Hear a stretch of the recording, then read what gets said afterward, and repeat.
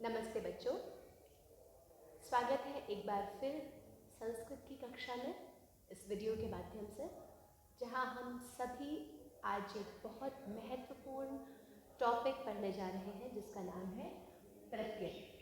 प्रत्यय एक ऐसा टॉपिक जो कि संस्कृत में बहुत ही महत्वपूर्ण भूमिका निभाता है संस्कृत भाषा को समझने के लिए, वाक्य निर्माण करने के लिए।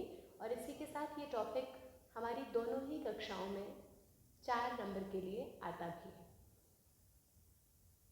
आज के टॉपिक को पढ़ाना शुरू करूं इससे पहले मैं अपने सभी विद्यार्थियों को, बच्चों को बताना चाहूँगी कि due to corona lockdown somewhere there is a deduction in syllabus from CBSE side. Due to that deduction, this year in class 9 there will be only 3 प्रत्यय आएंगे जिनका नाम है, आप लिख लेंगे, त्वा, जी हाँ, त्वा प्रत्यय, तुमुन प्रत्यय एवं ल्यप प्रत्यय। वहीं क्लास 10 में भी मात्र 3 प्रत्यय ही आएंगे जो है मतुप, त्व, टा। जी हाँ, आइए इन प्रत्ययों को समझें। उससे पहले एक बार प्रत्यय के अर्थ को समझने का प्रयास करते हैं। प्रत्यय, इनका अर्थ होता है वे शब्दांश, शब्दांश अर्थात शब्द का छोटा सा टुकड़ा जो किसी धातु के बाद जुड़कर उसके अर्थ को विशेषता प्रदान करते हैं। धातु के साथ यहाँ पर हम एक शब्द और ऐड कर लेंगे, धातु अथवा शब्द के साथ जुड़कर उसके अर्थ को विशेषता प्रदान करते हैं, प्रत्यय कहलाते हैं। इसका प्रोनाउंसिएशन है प्रत्यय, प्रत्यय कहलाते हैं। अब ये कितने प्रकार के होते हैं प्रत्यय? प्रत्यय 3 प्रकार के होते हैं, कृदंत, तद्धित और स्त्री प्रत्यय। कृदंत प्रत्यय वे हैं जो कि क्री, हम ये यहाँ पे पता चल रहा है इसमें क्री लगा हुआ है। क्री का अर्थ है, क्री कोई धातु होती है? जी हाँ, तो क्रिया। ऐसे प्रत्यय जो कि क्रिया या धातु के साथ जुड़ते हैं और उनके अर्थ को बदलते हैं, उनको हम कृदंत प्रत्यय कहते हैं। कौन कौन से हैं वो? त्वा, तुमुन, ल्यप, शक्री, जिसमें से हमारे चैप्टर ये तीनों पहले जो हैं ये क्लास 9 में भी लगे हुए हैं, त्वा, तुमुन एवं ल्यप, हम इनको भी सीखेंगे। इसके अलावा शक्री, शानच, अनियत, तव्यत और बहुत सारे। और याद रखिए प्रत्यय कुछ भी मुश्किल नहीं है, ये सभी प्रत्यय हमने हिंदी के टॉपिक प्रत्यय के अंतर्गत भी पढ़ा है। सिर्फ इनका थोड़ा बहुत नाम में परिवर्तन है, शब्द निर्माण में बहुत कम के बराबर परिवर्तन है, वो भी वहाँ जहाँ पर हम विसर्ग और नपुंसक लिंग का प्रयोग करते हैं, क्योंकि वहाँ पर हिंदी में हम विसर्ग और नपुंसक लिंग दोनों को ही नहीं मान्यता दी जाती है, इसीलिए। तो ये सब प्रत्यय है कृदंत प्रत्यय। अब आते हैं तद्धित प्रत्यय।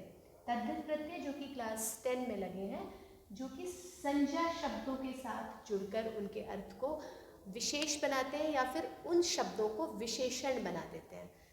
उन प्रत्ययों में आता है मतुप, ये क्लास 10 में लगा है, त्व, तल, ठक और इनि। पहले ये सभी प्रत्यय हमारी क्लास 10 में थे, अभी सिलेबस के डिडक्शन होने के बाद ये 2 प्रत्यय आने वाले हैं। उसके बाद है स्त्री प्रत्यय। तीसरे होते हैं स्त्री प्रत्यय। जी हाँ, नाम से ही हमें समझ आ रहा है कि ये स्त्रीलिंग शब्दों का निर्माण करते हैं। और ये 2 होते हैं, कौन कौन से? टा और गीत। ठीक है, अभी हम इनको समझेंगे तो हमें ये बहुत आसान लगेंगे, नाम पर बिल्कुल मत जाओ। तो प्रत्यय 3 हैं जिसमें से कृदंत और स्त्री नाम से ही समझ आ गए कि क्रिया के साथ और स्त्रीलिंग बनाते हैं। और जो तद्धित प्रत्यय हैं वो संज्ञा शब्दों के साथ जुड़कर उनको विशेषण बनाते हैं।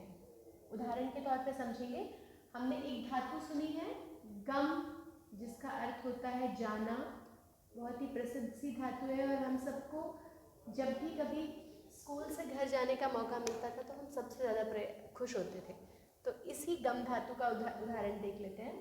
गम में हमने त्वा प्रत्यय लगाया तो गत्वा बन गया, तुमुन प्रत्यय लगाया तो आगंतुम बन गया। और सबका अर्थ, गम माने था जाना, अब गत्वा का मतलब हो गया जाकर, आगंतुम आने के लिए, आगम्य आकर, गता चले गए, गतवान फिर से लंग लकार में है चले गए, गच्छन जाते हुए, गंतव्यम जाना चाहिए। तो इस प्रकार हमने एक ही धातु में अलग अलग प्रत्यय लगाए तो हमने देखा कि उसके कितने रूप से अर्थ बदलते हैं। कुछ एक दो बातें जो कि और महत्वपूर्ण हैं प्रत्ययों के बारे में जानते हैं। तो आइए पहला प्रत्यय समझते हैं जो कि क्लास 9 के लिए है, त्वा प्रत्यय। इस प्रत्यय का अर्थ है कर या करके। अगर हम किसी भी धातु के साथ, जैसा अभी हमने पढ़ा था कि ये कृदंत प्रत्ययों में से है, अर्थात मात्र धातुओं के साथ ही प्रयोग होता है त्वा प्रत्यय। तो अगर किसी भी धातु के साथ हम त्वा प्रत्यय का प्रयोग करते हैं तो उसका अर्थ क्या बन जाता है?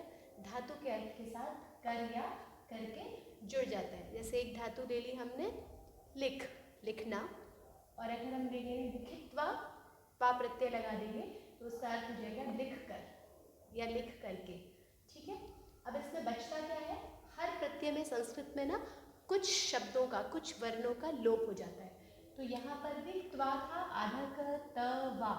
त्वा में से क का लोप हो जाता है, अर्थात क गायब हो जाता है और क्या बचता है? त्वा बचता है। फॉर एग्जाम्पल गत्वा। ठीक है, आगे देखते हैं। इसके कुछ नियम हैं त्वा प्रत्यय के जो कि अगर हम ध्यान देंगे तो हम कंफ्यूज नहीं होंगे। वैसे practice makes a man perfect. अगर आप बहुत प्रैक्टिस करेंगे तो आप आँख बंद करके सोते सोते भी बता सकते हैं कि कौन सी धातु में कब क्या प्रत्यय प्रयोग हुआ। पहला नियम ये है, ये तो एक तो बता ही दिया कि उसमें क का लोप होगा, त्वा बचेगा। दूसरा नियम है, प्रयोग के समय अगर अंतिम वर्ण में ई का प्रयोग होता है, जब भी धातु के साथ हम त्वा प्रत्यय का प्रयोग करेंगे, त्वा प्रत्यय का कत्वा नहीं बोलते इसको, प्रोनाउंसिएशन ध्यान रखेंगे, त्वा। जब भी हम किसी धातु के साथ त्वा प्रत्यय का प्रयोग करेंगे तो उससे पहले वाले वर्ण में, मतलब उसके अंतिम वर्ण में ई का प्रयोग होता है, ई स्वर का प्रयोग होता है। पर वो कब होता है? यदि अंतिम वर्ण में कोई दूसरा स्वर न हो। जैसे फॉर एग्जाम्पल हमने पट धातु ली, पट का अंतिम वर्ण ठ है और इस ठ में कोई दूसरा स्वर नहीं है, तो जब हम इसमें त्वा प्रत्यय का प्रयोग करेंगे तो पट प्लस त्वा बनेगा, तो पटत्वा नहीं बनेगा, क्योंकि इन्होंने कहा है कि अंतिम वर्ण में ई का प्रयोग कर लेंगे तो क्या बन जाएगा? पठी, और त्वा में से त्वा बच गया, ये बन गया पठित्वा। Right, I hope it is clear. ये एग्जाम्पल दिया मैंने, जैसे पट धातु में त्वा प्रत्यय अगर हमने लगाया तो सबसे पहले तो पहले रूल ने कहा क को काट दो, क को काटा, तो दूसरे रूल ने क्या कहा कि अंतिम वर्ण में अगर कोई स्वर ना हो तो ई का प्रयोग कर लो, तो ये बन गया ई, पठित्वा। Clear, right. नेक्स्ट में चलते हैं। यदि धातु का अंतिम वर्ण, अगर किसी धातु का अंतिम वर्ण स्वयं न या न हो, अभी तो यहाँ ठ था ना, पठ में ठ था अंतिम वर्ण, अगर किसी धातु का अंतिम वर्ण न या न हो तो इसका लोप हो जाता है और क्या बचता है? जो उससे पहला वाला वर्ण होता है उतना ही शेष बचता है और ई का प्रयोग भी नहीं होता। फॉर एग्जाम्पल गम प्लस त्वा, गम। तीसरा नियम था कि अगर अंतिम वर्ण म या न हो, तो ये ना म था तो म को इन्होंने काट दिया, बचा क्या? सिर्फ ग, क्योंकि इन्होंने कहा ई का प्रयोग भी नहीं होगा। जब ई कट गया तो ये बचा ग, और त्वा का क कट गया, ये बन गया गत्वा। Right, yes. नेक्स्ट में चलते हैं। आप लोग बहुत समझदार हैं और बहुत जिज्ञासु हैं, इसीलिए जल्दी चीज़ों को पकड़ लेते हैं। अंतिम नियम क्या है इसका? कि यदि अंतिम वर्ण म या न हो, वह उससे पूर्व वर्ण जो है वो समान वर्ग का हो तो म का लोप नहीं होता। पेशेंस रखेंगे, इस बात को भी समझाऊंगी, और ई का प्रयोग भी होगा। इन्होंने कहा कि अगर किसी धातु का अंतिम वर्ण जो है वो म या न ही हो, जैसे अभी उन्होंने कहा था ना कि अंतिम वर्ण म या न हो तो वो हट जाता है, बट तीसरी शर्त क्या है कि अगर अंतिम वर्ण म न हो पर उससे पहला वाला जो वर्ण है वो उन्हीं के समान वर्ग का हो। समान वर्ग का मतलब क्या होता है भाई? म कौन से वर्ग में आता है? हिंदी में पढ़े हैं, कवर्ग, चवर्ग, टवर्ग, तवर्ग और पवर्ग। हाँ जी, मैं इन्हीं 5 वर्गों की बात कर रही हूँ। तो अगर म के साथ कोई पवर्ग का ही शब्द हो उससे पहले, पवर्ग में क्या क्या आता है? प, फ, ब, भ और म। अगर किसी धातु का अंतिम वर्ण तो हो म और उससे पहला अ, फ, ब, भ, म में से कुछ भी हो, तो इस म का का लोप नहीं होगा और ई का प्रयोग भी होगा। ई का प्रयोग कहाँ होगा? ई का प्रयोग होता है अंतिम वर्ण के साथ, अंतिम वर्ण के साथ। तो अंतिम वर्ण तो मैं या नहीं बनेंगे, तो इनके साथ प्रयोग भी होगा। एग्जाम्पल से देख लेते हैं। ये बना भ्रम, भ्रम प्लस त्वा, राइट। मैं था अंतिम वर्ण, दूसरे नियम के हिसाब से इस मैं को कट जाना चाहिए था, बट ये नहीं कटा क्योंकि तीसरे नियम ने क्या कहा कि अगर मैं से पहले उसी के वर्ण का कोई वर्ग हो, वर्ग का वर्ण हो, जो कि प फ ब भ आ गया ना, उसी वर्ग का आ गया, इसीलिए वहाँ पर म का लोप नहीं होगा और ई का प्रयोग भी होगा। इसीलिए क्या बन गया? भ्रम प्लस त्वा में से भ्रमत्वा बना था और म के साथ ई लग गई, भ्रमित्वा बन गया। ठीक है, जितनी ज़्यादा इस बात की आप प्रैक्टिस करेंगे, जितने दिए हुए उदाहरणों को बार बार पढ़ेंगे, तो आपको दिमाग में एक जो रैम है ना वो सेट हो जाएगी। आपको बार बार इन रूल्स को नहीं देखना पड़ेगा। जैसे अब हम हैं तो हमें नहीं देखना पड़ता, दिमाग में हमेशा से है कि त्वा प्रत्यय लगेगा कौन सी धातु के साथ कैसे बनेगा। आप लोगों को भी हो जाएगा। इसके बाद कुछ उदाहरण देखेंगे और फिर अगले प्रत्यय की ओर बढ़ेंगे। चलिए त्वा प्रत्यय के कुछ अन्य उदाहरण देख लेते हैं। यहाँ मैंने लिखा है धातु, प्रत्यय, नया शब्द जो बनेगा और उसका अर्थ। तो आइए, धाव धातु, धाव माने दौड़ना, धाव प्लस त्वा प्लस शब्द क्या बना? क का लोप हो गया, ई का आगम हो गया, धावित्वा, दौड़कर। चल प्लस त्वा, क का लोप हुआ, ई का आगम हो गया, क्योंकि ल में कोई और स्वर नहीं था, तो चलित्वा, चलकर। न प्लस त्वा, न और म दोनों थे, और जबकि शब्द वो शर्त थी कि अगर न और म अंतिम होंगे तो वहाँ पर क्या होगा? ई का आगम नहीं होगा, तो इसलिए यहाँ नहीं होगा, ये बन जाएगा नन्त्वा। म को न हो जाता है, क्यों? क्योंकि हमने एक संधि पढ़ी है जो क्लास 10 में आती है, जिसको कहते हैं अनुस्वार संधि, कि उसी वर्ण का पंचम वर्ण हो जाता है। अगर आगे त थ द ध न है तो म को भी न ही हो गया, नन्त्वा बन गया। इसका मतलब है झुक कर। उसके बाद है वच। एक ये एग्जाम्पल है अपवाद रूप में, मैं इससे बता रही हूँ कि आपको ध्यान रखना है, जब भी व से शुरू होने वाली जो धातुएं हैं, वच, वद और भी अन्य धातुएं, जितनी भी धातु व से शुरू होती हैं, अगर उनको त्वा प्रत्यय होता है, क्योंकि वो क से शुरू होता है, तो वहाँ पे एक रूल है कि व को ऊ हो जाता है। तो ये बन गया वच प्लस त्वा, तो व की जगह ऊ हो गया। और च को हमेशा जब भी आप प्रत्यय करेंगे तो च को क हो जाता है, तो च को क हो गया। अभी क्या बना? वच था, वच की व को तो हो गया ऊ और च को हो गया क, तो बन गया उक्त्वा।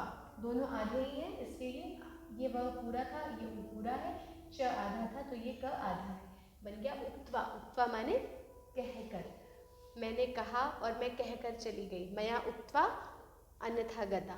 ठीक है, इस प्रकार बहुत सारे उदाहरण आपकी पुस्तक में मिल जाएंगे। उनका अभ्यास कीजिए, आपको प्रत्यय त्वा प्रत्यय सबसे आसान प्रत्यय बहुत अच्छे से समझ आ जाएगा। ध्यान सिर्फ क्या रखना है कि इसका प्रयोग कर के अर्थ में होता है। और एक और खास बात कि जो त्वा प्रत्यय है उसके कभी भी रूप नहीं चलते, ये एक अव्यय प्रत्यय है। अव्यय प्रत्यय का मतलब होता है कि इसके रूप में कोई भी परिवर्तन लिंग, वचन, कारक इन सब के हिसाब से नहीं होगा। अभी हम जब क्लास 10 के कुछ प्रत्यय पढ़ेंगे तो वहाँ हम देखेंगे कि प्रत्ययों के भी पूरे पूरे शब्द रूप चलते हैं। जैसे रामः, रामौ, रामः चलता है, ऐसे प्रत्ययों के भी रूप चलते हैं, पर त्वा प्रत्यय के नहीं चलते। ये हम ध्यान रखेंगे। इसीलिए त्वा प्रत्यय क्या है? अव्यय है और हमेशा पूर्वकालिक है। पूर्वकालिक का मतलब क्या है कि जब दो धातुएं होती हैं ना, जिस भी सेंटेंस में दो धातुएं होंगी तो उसमें से पहली वाले में त्वा प्रत्यय होगा। अगर मैं कहूँ मैं जाकर नहाती हूँ, तो जाना भी एक धातु है और नहाना भी एक धातु है। संस्कृत की भाषा में, हिंदी में क्रिया है। तो जो त्वा प्रत्यय होगा वो कहाँ होगा? हमेशा पहले वाले में होगा, आँख बंद करके। तो जाकर में त्वा प्रत्यय होगा, नहाने में नहीं होगा। इससे अग्रिम वीडियो में हम ल्यप व तुमुन प्रत्यय को सीखेंगे। तब तक त्वा प्रत्यय का अच्छे से अभ्यास करिए। धन्यवाद।